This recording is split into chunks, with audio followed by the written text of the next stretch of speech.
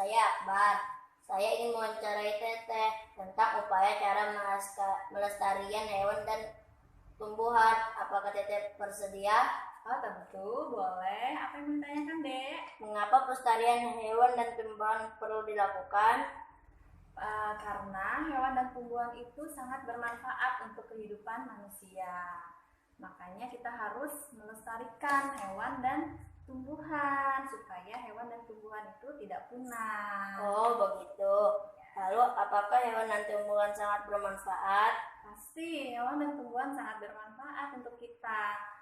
Baik itu kebutuhan pangan, kebutuhan sandang, maupun kebutuhan papan bagi manusia.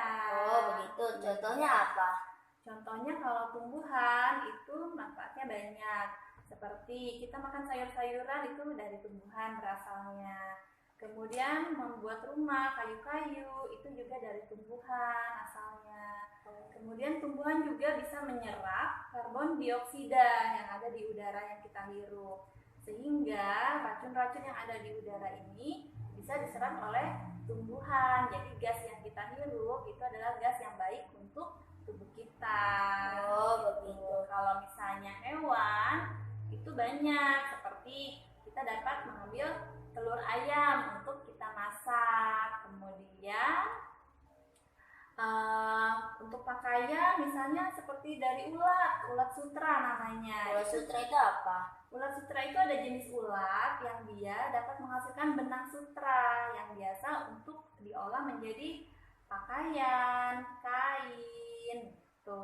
Terus mau makan daging kita juga membutuhkan hewan. Ikan kita juga membutuhkan hewan ikan. Itu juga bermanfaat untuk kehidupan kita. Gitu. Lalu manfaat dari bahan sandang apa? Kalau bahan sandang tadi yang pakaian tadi, contohnya kayak ulat sutra tadi, sandang itu artinya pakaian.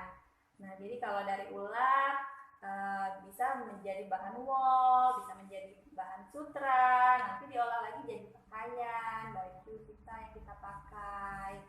Lalu yang untuk membantu pekerjaan manusia apa?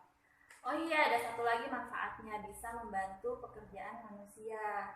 Contohnya misalnya kayak kerbau. Pak Tani yang membajak sawah itu bisa menggunakan kerbau untuk membantu menarik bajaknya, karena kan kalau mau beli mesin bajak kan mahal. Jadi banyak petani yang menggunakan kerbau yang untuk membantu menarik bajaknya. Kemudian ada lagi menarik gerobak, misalnya sapi itu biasa digunakan untuk membantu menarik gerobak. Kemudian kayak andong, delman, kuda untuk menarik delmannya, jadi bisa untuk kendaraan juga gitu. Oh begitu. Lalu apa yang sebaiknya dilakukan untuk melestarikan hewan dan tumbuhan? Yang harus dilakukan tentunya kita harus menjaga hewan dan tumbuhan tersebut, menjaga dan merawatnya.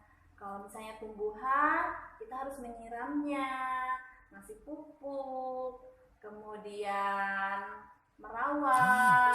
Kemudian kalau untuk seperti kalau pepohonan itu kita melakukan tebang pilih namanya. Tebang pilih itu apa? Tebang pilih itu artinya kita pilih-pilih pohon mana yang sudah tua, yang kira-kiranya dia tidak menghasilkan lagi, itu kita tebang supaya maksudnya dia tumbuh lagi tanaman yang baru gitu.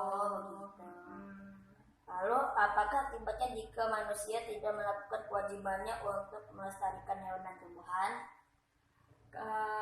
Kalau misalnya kita tidak melakukan kewajiban kita, tentunya hewan dan tumbuhan itu lama-kelamaan akan mati, kemudian akan punah. Bayangkan kalau misalnya di bumi kita ini nggak ada lagi hewan dan tumbuhan, manusia mau makan pakai apa? Kemudian ekosistem kita juga terganggu.